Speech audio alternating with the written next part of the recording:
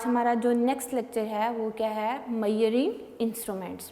क्योंकि ये chapter number 1 है, that is related to the physical quantities and their measurements.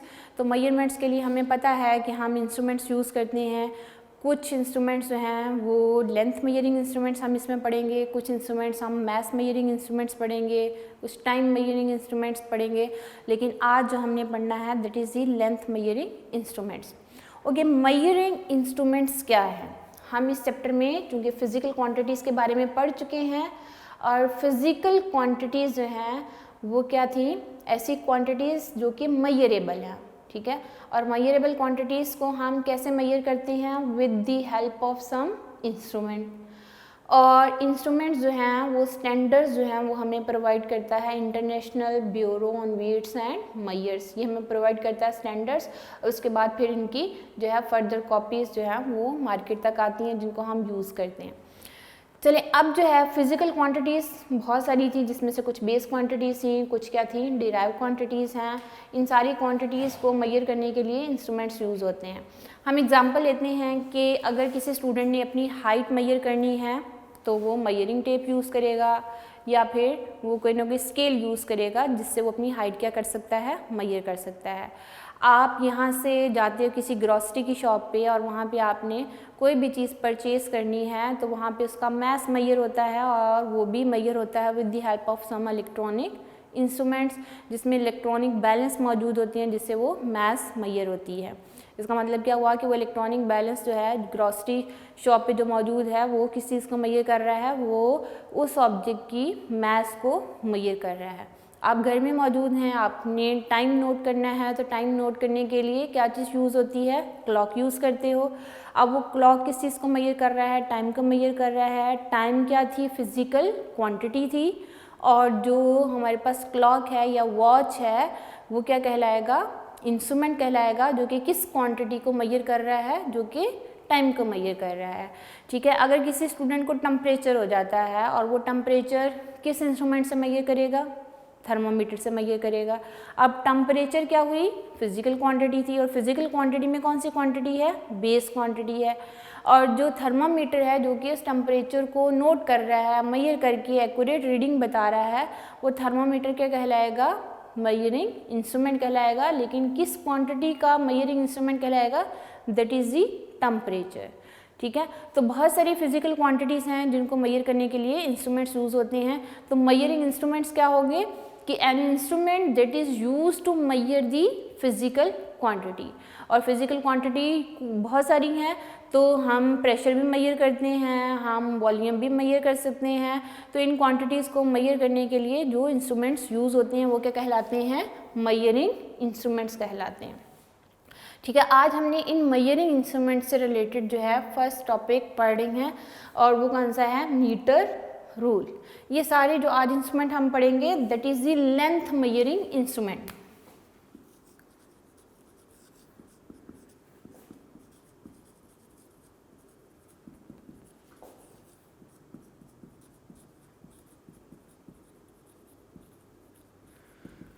Okay, हमने अगर लेबोरेटरी में किसी भी चीज़ की लेंथ को फाइंड आउट करना है तो उसके लिए हम क्या चीज़ यूज़ करेंगे, मीटर रूल यूज़ करेंगे।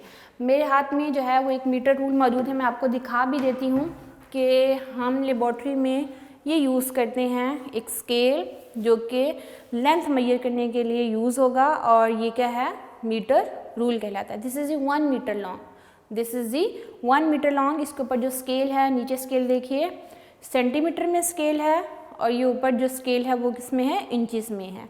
तो ये हमारे पास टोटल जो है ये 100 सेंटीमीटर है, ठीक है।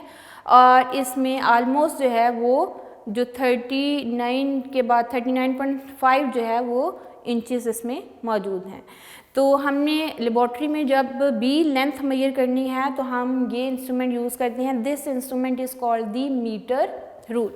This is 1 metre long. अगर मैं इसको यहाँ पे ड्रॉ करती हूँ तो मेरे पास ये मीटर रूल जो होगा वो क्या होगा, 1 metre long. This is 1 metre long. इसके ऊपर जो लाइंस हैं वो सेंटीमीटर में भी हैं, मिलीमीटर में भी हैं, एंड इंचेस में भी मौजूद हैं। तो ये है 1 सेंटीमीटर और यहाँ आगे चलते जाएंगे तो ये टोटल जो है हमारे पास इसके ऊपर जो लाइंस हैं वो कितनी हैं 100 सेंटीमीटर। ठीक है, मैं सारी बीच में ड्रॉ नहीं कर रही हूँ, ये आपको मैंने दिखा दी है। तो यहाँ हमारे पास जो है जो 1 सेंटीमीटर के बीच में जो लाइंस हैं टोटल हैं 10, यानी 1 सेंटीमीटर के बीच में जो टोटल लाइंस जो हैं वो डिवाइड की गई हैं वो है 10 मिलीमीटर। ओके, अब यहाँ देखिए स्टूडेंट के जो मीटर रूल है इसने लेबॉर्ट्री में किस चीज़ को मेजर करना है, लेंथ को मेजर करना है। लेंथ को मेजर करने के लिए जो इंस्ट्रूमेंट यूज़ किया जाएगा लेबॉर्ट्री में that is called the metre rule. This is 1 metre long. इसमें जो लाइंस जो है डिवाइड किया गया है 1 मीटर लॉन्ग को हमने टोटल 100 सेंटीमीटर में इसको डिवाइड किया गया है और जो 1 सेंटीमीटर है इसको फर्दर जो है वो 10 मिलीमीटर में डिवाइड किया गया है।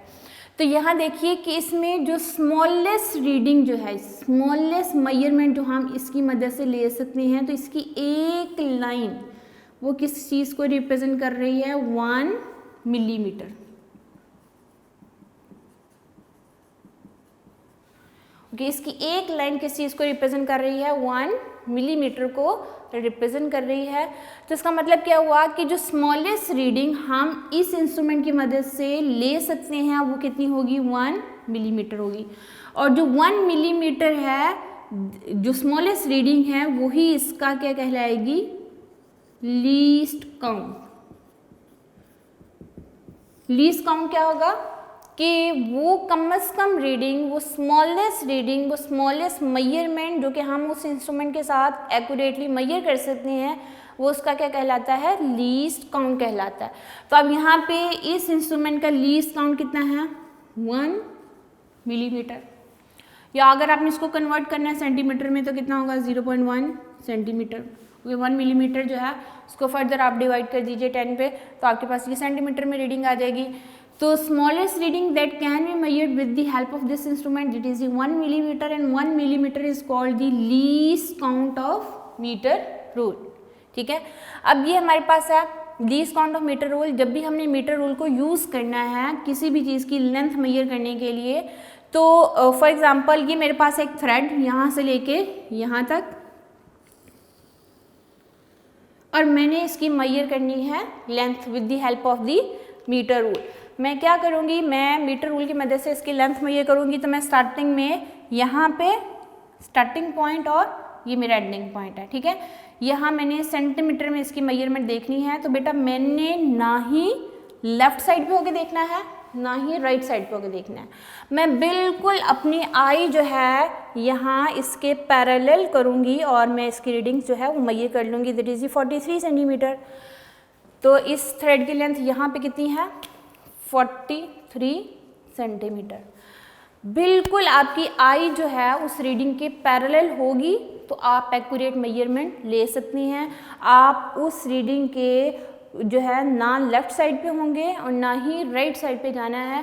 अगर लेफ़्ट साइड पे चले जाओगे या राइट साइड पे चले जाओगे तो दोनों केसेस में जो मेजरमेंट है वो डाउटफुल हो जाएंगी। इट मीन्स कि जब आप लेफ़्ट साइड पे होगे इसकी मेजरमेंट लोगे तो तब आपको कुछ और जो है 1 मिलीमीटर आप इसमें ऐड कर सकते हो, तो तब आपकी वो रीडिंग एक्यूरेट रीडिंग नहीं कहलाएंगी क्योंकि आपने लेफ़्ट साइड पे होके रीडिंग ली है। अगर आप राइट साइड पे चले जाते हो तो तब भी आपकी आई जो है वो रीडिंग को गलत जो है वो नोट कर सकती है।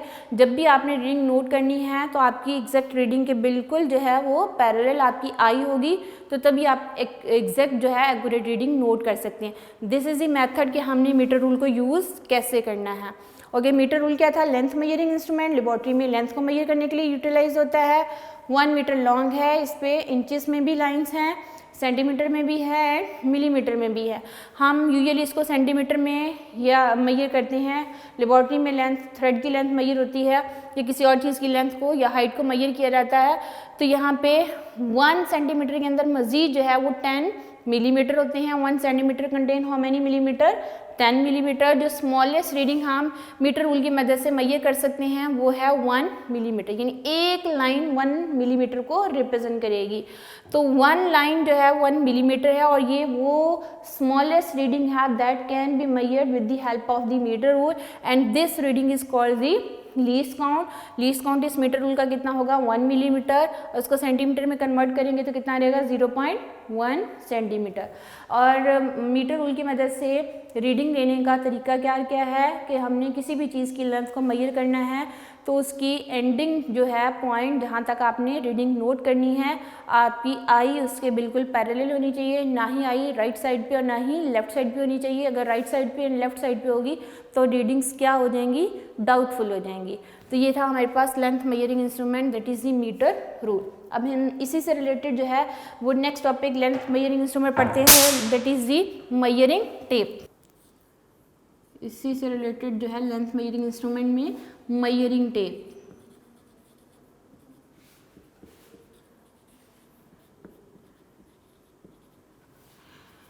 ओके, अगर तो हमने 1 मीटर लॉन्ग लेंथ मेजर करनी है, यानी 1 मीटर तक हमारी कोई भी चीज़ है तो हम यूज़ करते हैं मीटर रूल। लेकिन अगर हमारी मेजरमेंट में बहुत ज़्यादा लेंथ हो जाए, फॉर एग्ज़ाम्पल मैंने जो है एक बहुत बड़े प्लॉट की 10 मरला प्लॉट की जो है वो मैंने मेजरमेंट लेनी है, तो फिर मैं कभी भी मीटर रूल यूज़ नहीं करूँगी, वो सफिशेंट नहीं होगा उस प्लॉट की लेंथ को मेजर करने के लिए। फिर हम क्या चीज़ यूज़ करते हैं, मेजरिंग टेप यूज़ करते हैं। यानी 1 मीटर से ज़्यादा लेंथ हमने मेजर करनी है तो फिर मीटर रूल यूज़ नहीं होगा, उसकी जगह कौन सा जो है वो इंस्ट्रूमेंट यूज़ किया जाता है, ये मेजरिंग टेप यूज़ करते हैं। मेजरिंग टेप पे भी जो लाइंस होती हैं वो सेंटीमीटर में भी हैं, वो इंचेस में भी हैं।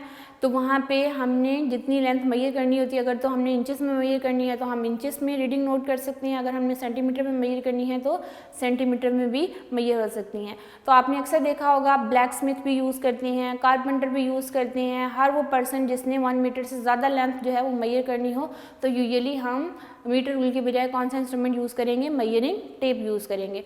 डिफरेंट कैपेसिटीज़ में अवेलेबल है मार्केट में, 10 मीटर लॉन्ग भी है, 20 मीटर लॉन्ग भी है, 30 मीटर लॉन्ग भी है, 50 मीटर लॉन्ग भी है।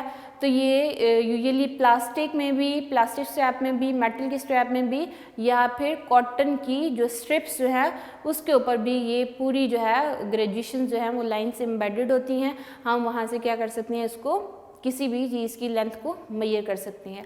आप मार्केट में जाते हो, आपने कपड़ा परचेज़ करना है तो वहाँ यूजुअली 1 मीटर लॉन्ग जो है 1 मीटर रॉड यूज़ होता है।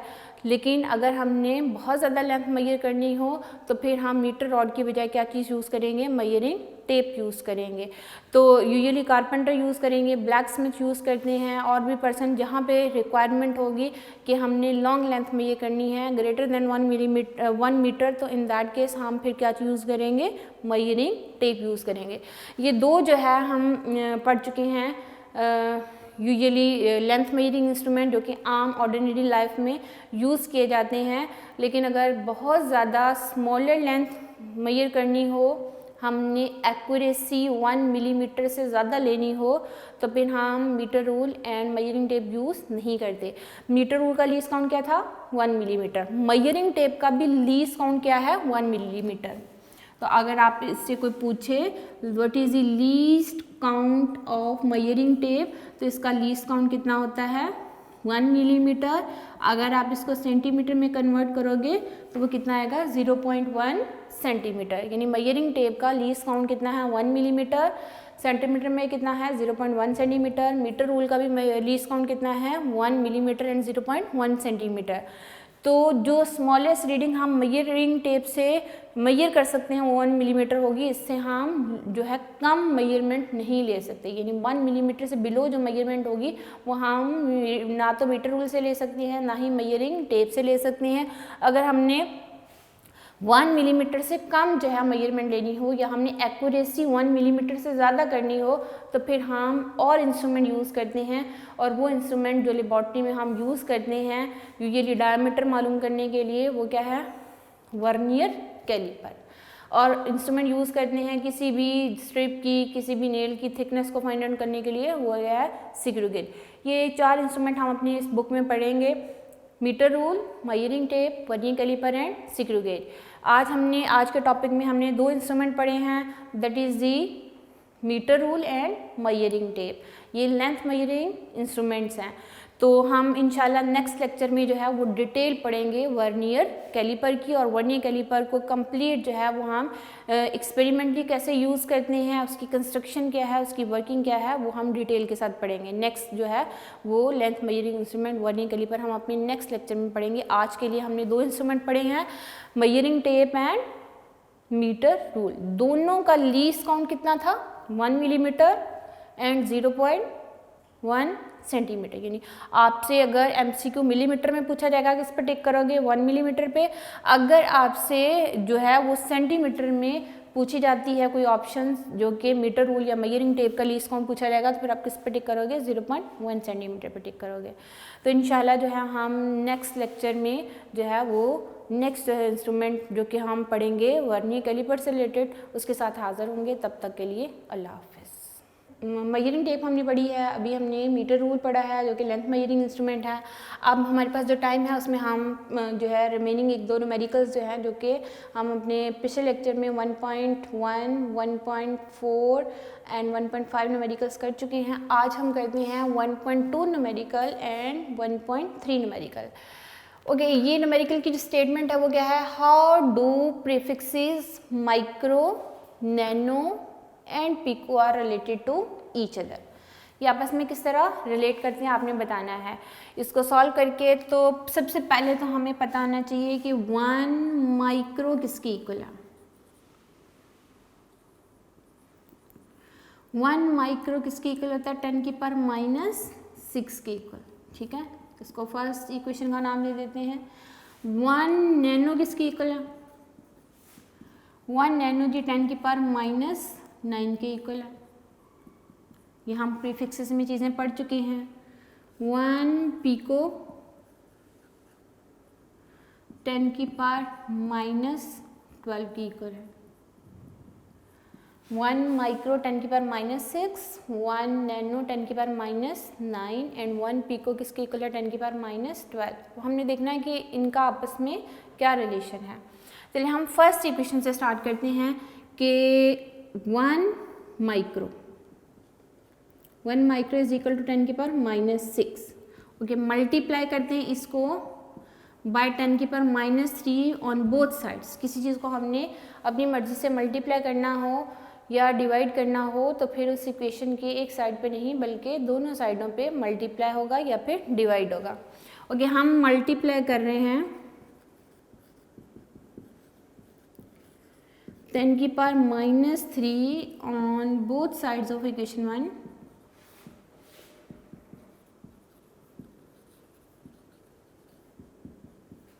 ओके, इसके दोनों साइडों में मल्टीप्लाई करेंगे तो हम क्या लिखेंगे, 10 की power -3 micro that is equal to 10 की पावर -6 मल्टीप्लाई 10 की पावर -3। ओके, ये था हमारे पास 1 माइक्रो इज इक्वल टू 10 की पावर -6। हमने इस साइड पे भी मल्टीप्लाई किया 10 की पावर -3, इस साइड पे भी मल्टीप्लाई किया 10 की पावर -3। अब आप इसको मज़ीद सिंप्लीफाई करेंगे तो क्या आएगा, 10 की power -3 micro is equal to 10 की पावर, दोनों को कंबाइन कीजिए -9, और 10 की पावर -9 किसके इक्वल है, 1 नैनो के इक्वल। तो 1 नैनो किसके इक्वल होगा, 10 की पावर -3 माइक्रो। ठीक है, ये रिलेशन देखिए नैनो एंड माइक्रो का। This is a relation micro and nano. Okay, यहीं से हम माइक्रो और नैनो का एक और रिलेशन लिख लेंगे। 1 माइक्रो किसके इक्वल होगा, ओके, ये इधर जाके क्या होगा, डिवाइड होगा 10 की पावर -3 नैनो, और ये पावर ऊपर जाएगी तो क्या आ गया, माइक्रो इज इक्वल टू 10 की पावर 3, ऊपर जाएगी तो पॉजिटिव में हो जाएगी नैनो। ठीक है, ये रिलेशन हो गया माइक्रो एंड नैनो का। ओके, 10 की power -3 micro is equal to 1 nano and 1 micro is equal to 10 की पावर 3 नैनो। फिर से देखिए 10 की power -3 micro is equal to 1 nano and 1 micro is equal to 10 की पावर 3 नैनो। ठीक है, अब हम देखते हैं नैनो एंड पिको का relation. 1 nano is equal to 10 की पावर -9। ओके, ये हमने सेकेंड वहाँ इक्वेशन लिखी थी, अब इसको मल्टीप्लाई करते हैं 10 की power -3 on both side of second equation.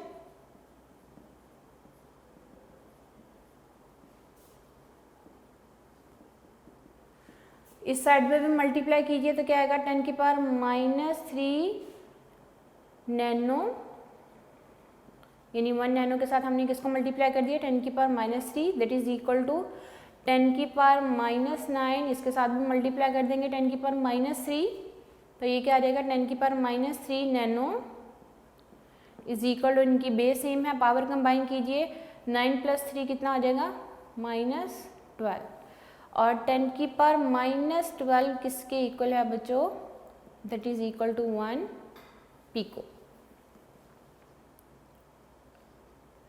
Okay, 10 की power -3 nano is equal to 1 pico.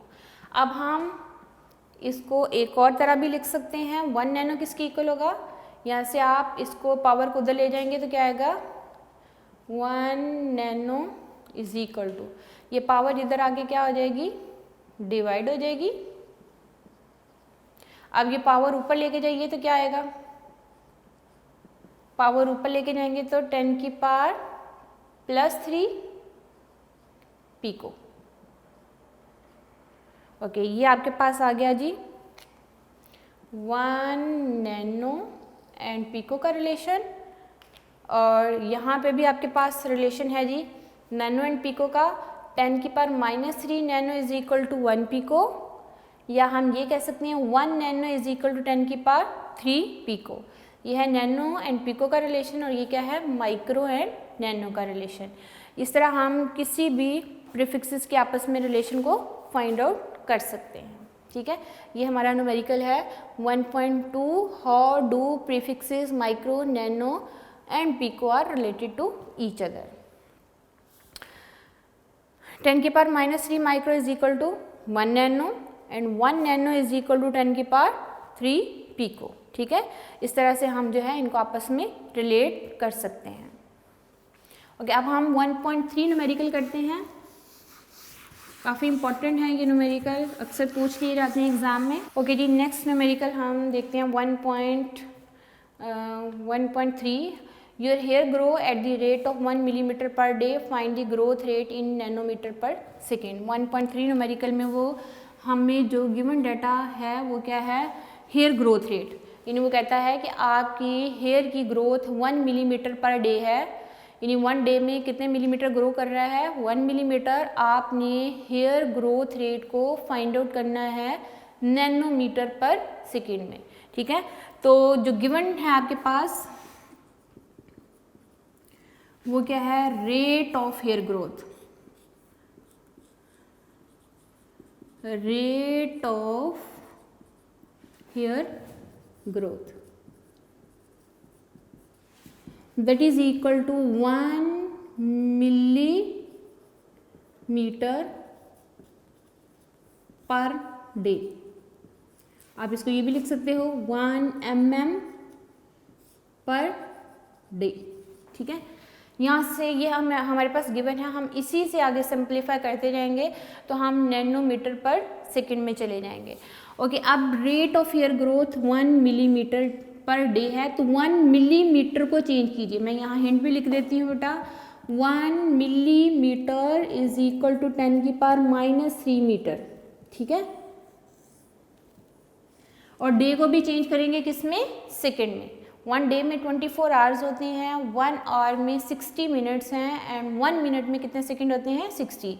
तो 24 मल्टीप्लाई बाय 60 मल्टीप्लाई बाय 60 करेंगे तो 1 डे किस में चेंज हो जाएगा, सेकंड में चेंज हो जाएगा। तो अब हम लिख रहे हैं 1 मिलीमीटर को मीटर में चेंज करेंगे तो हम लिखेंगे 1 मल्टीप्लाई बाय 10 की पावर -3 मीटर, यानी ऊपर यूनिट क्या रहेगी, मीटर, और 1 डे को सेकंड में चेंज कीजिए तो 24 मल्टीप्लाई बाय 60 मल्टीप्लाई बाय 60। अब ये किस में चेंज हो गया, सेकेंड में चेंज हो गया, यानी 1 डे किस में चेंज हो गया, सेकेंड में। अब आप इसको क्या लिखोगे, 1 मल्टीप्लाई बाय 10 की पावर -3 मीटर। इन सबको मल्टीप्लाई कर दीजिए अपने कैलकुलेटर से, सबको मल्टीप्लाई करके आपके पास आ जाएगा 86400। इस तरह का हमने पहले भी एक जो है वो न्यूमेरिकल किया जिसमें हमने 1 डे को सेकंड में चेंज किया था, 86400 सेकेंड। इन सारी चीज़ों को 24 मल्टीप्लाई बाय 60 मल्टीप्लाई बाय 60 इन सबको मल्टीप्लाई करोगे तो आपके पास 86400 जो है वो आंसर आता है। अब आपने क्या करना है, इसको स्टैंडर्ड फॉर्म में लिखिए, यानी इस जो है पूरी जो लेटर्स हैं, डिजिट्स हैं, इनको आप लिखिए स्टैंडर्ड फॉर्म में। ऊपर क्या आ जाएगा, 1 मल्टीप्लाई 10 की पावर -3 डिवाइडेड बाय, इसको स्टैंडर्ड फॉर्म में लिखोगे तो डेसिमल 8 के बाद शिफ्ट करेंगे तो क्या आएगा 8.64, कितने डिजिट शिफ्ट किया 1 2 3 4, तो मल्टीप्लाई बाय 10 की पावर 4। अब यूनिट यहाँ मैं साइड पे लिख रही हूँ मीटर पर सेकेंड, ये मीटर है ये सेकेंड है तो इसको हमने लिख लिया है मीटर पर सेकेंड में। तो अब मज़ीद जो है हम ये 10 की पावर 4 है, इसको हम ऊपर लेके जाएंगे तो यहाँ प्लस है तो ऊपर जाएगा तो क्या हो जाएगा माइनस हो जाएगा। ये क्या आएगा 1 डिवाइडेड बाय 8.64 मल्टीप्लाई बाय ये है 10 की पावर -3 और ये ऊपर जाएगा तो 10 की पावर -4 मीटर पर सेकेंड। ठीक है, अब इनकी बेस सेम है, पावर आपस में कंबाइन कर दीजिए तो ये क्या आ जाएगा 1 डिवाइडेड बाय 8.64 मल्टीप्लाई बाय 10 की पावर -3 एंड -4 कितना आ जाएगा -7 मीटर पर सेकेंड। तो स्टूडेंट्स हमारे पास जो है उसने हमें क्वेश्चन में ये बात बता दी हुई है कि हमने rate of hair growth nanometre per second में निकालना है। अभी हमने यहाँ पावर -9 तक लेके जाना है, इसको मज़ीद सिंप्लीफाई करना है। 1 को डिवाइड कीजिए जी 8.64 पे तो हमारे पास आंसर आता है 0.1157, यानी इसको डिवाइड करेंगे तो 0.1157। इसको डिवाइड करने से कैलकुलेटर पे ये आंसर आएगा, साथ के लिखेंगे 10 की power -7 metre per second. Okay students देखिए, अगर हमने ये पावर लेके आनी है -9, नैनो किसके इक्वल होता है -9। ये रिजल्ट आपका एक्सेप्टेबल हो सकता है अगर आपको क्वेश्चन में ये चीज़ ना बताई हो कि आपने रेट ऑफ एयर ग्रोथ को नैनोमीटर पर सेकेंड में निकालना है, लेकिन चूंकि क्वेश्चन में उसने हमें कंडीशन बता दी है कि your answer must be in nanometre per second, तो हमने इस आंसर को कहाँ तक लेके जाना है नैनोमीटर पर सेकेंड में। तो हम डेसिमल को 11 के बाद शिफ्ट करेंगे, 2 डिजिट 2 वर्ड्स राइट शिफ्ट किया तो 10 की पावर माइनस में आएगी, तो हम लिख रहे हैं 11.57, 2 डिजिट शिफ्ट किया 2 वर्ड्स राइट साइड तो 10 की पावर -2, 2 डिजिट शिफ्ट करेंगे तो -2 और साथ क्या आएगा 10 की पावर -7 मीटर पर सेकेंड। ये ऑलरेडी मौजूद था हमारे पास सिंप्लीफिकेशन में, तो ये -7 है, ये आ गया -2, दोनों को कंबाइन करेंगे तो क्या आएगा 11.57 मल्टीप्लाई बाय 10 की पावर -9। ओके, अब हम अप्रोच कर रहे हैं अपने आंसर तक। -9 किसके इक्वल होता है नैनो के इक्वल, तो हम लिख सकते हैं इसको 11.57, 10 की पावर -9 की जगह क्या लिख देना n stand for small n stand for nano, capital N बिल्कुल नहीं लिखना, स्मॉल n से रिप्रेजेंट करना है, स्मॉल n का मतलब क्या होगा नैनो, नैनोमीटर पर सेकेंड। तो ये हमारे पास आया है जी rate of hair growth. Okay, यहाँ भी आप लिखते जाएंगे रेट ऑफ हेयर ग्रोथ या हेयर ग्रोथ रेट, मर्जी है आप जिस तरह से भी इसको लिखेंगे, तो ये साथ लिखना लाजमी है। और एंड पे आपका रिजल्ट क्या होगा, इस क्वेश्चन का result hence rate of hair growth in nanometre per second is 11.57, या आप इसको ये भी लिख सकते हैं hence hair growth rate is 11 point, यहाँ लिख दीजिए तो ज़्यादा अच्छा है, इज 11.57 नैनोमीटर पर सेकेंड। ये हमारा आंसर है। और इसका सोल्यूशन फिर से आप देख लीजिए, हमें गिवन क्या था कि your hair growth rate is 1 millimetre per day, you must find the rate of hair growth in nanometre per second, this is the question. अब हमने इसको अप्रोच कैसे करना है, हम गिवन में ही जो आपको गिवन है उसी से स्टार्ट करेंगे। हम क्या लिखेंगे, rate of hair growth is 1 millimetre per day. हमने क्या किया, 1 मिलीमीटर को चेंज किया मीटर में, 1 मिली 10⁻³ मीटर आ गया। और 1 डे को हमने चेंज किया है सेकंड में, 1 डे में कितने आवर्स, 24 आवर्स, 1 आवर में कितने मिनट, 60 मिनट, 1 मिनट में कितने सेकंड, 60 सेकंड। इन सबको मल्टीप्लाई करेंगे तो क्या आ जाएगा, 86400 सेकंड। उसके बाद हमने क्या किया है, 86400 को हमने स्टैंडर्ड फॉर्म में लिखा। स्टैंडर्ड फॉर्म में लिखा तो डेसिमल को 8 के बाद शिफ्ट किया, तो आपके पास यहाँ क्या आ गया, 10⁴। अब ये 10⁴ जो है हम ऊपर लेके जाएंगे, तो ये यहाँ पावर थी प्लस में, तो ऊपर जाएगी तो क्या हो जाएगी, माइनस में हो जाएगी। तो हमने क्या लिखा, 10⁻³ मल्टीप्लाई 10⁻⁴, यूनिट आ गई 7 metre per second. Base same है, पावर कंबाइन की तो क्या आ गया, 10⁻⁷। अब इन दोनों को डिवाइड करेंगे तो आंसर क्या आएगा, 0.1157 मल्टीप्लाई 10⁻⁷ मीटर पर सेकेंड। अब हमने नैनोमीटर तक जाना है, तो डेसिमल को 11 के बाद शिफ्ट किया, ये आ गया 11.57 मल्टीप्लाई 10⁻² मल्टीप्लाई 10⁻⁷। और फिर क्या आ जाएगा, इन दोनों को कंबाइन करेंगे, 11.57 मल्टीप्लाई 10⁻⁹ मीटर पर सेकेंड। तो एंड पे आपके पास जो rate of hair growth in nanometre per second आया वो कितना है, 11.57 नैनोमीटर पर सेकेंड। तो ये जो है हमारे दो न्यूमेरिकल जो कि बीच में से रहते थे एक्सरसाइज के 1.3 एंड 1.2 न्यूमेरिकल हमने सॉल्व किए हैं। बाकी रिलेटेड थे प्रीफिक्सेस, वो हमने प्रीफिक्सेस से टॉपिक जब पढ़ा तो तब कर लिया, जब हमने स्टैंडर्ड फॉर्म साइंटिफिक नोटेशन पढ़ा तो उससे रिलेटेड न्यूमेरिकल्स हमने तब कर लिए थे। ये जो दो न्यूमेरिकल्स हैं ये हमने सॉल्व किए हैं। हमारे जो टॉपिक जो है जो हमने पढ़ा है आज, measuring tape and metre rule, उसके साथ हमारे पास टाइम था तो हमने ये सॉल्व किए हैं। तो हम जो है नेक्स्ट लेक्चर में फिर जो है नेक्स्ट जो है टॉपिक के साथ हाजिर होंगे। तब तक के लिए अल्लाह हाफिज़।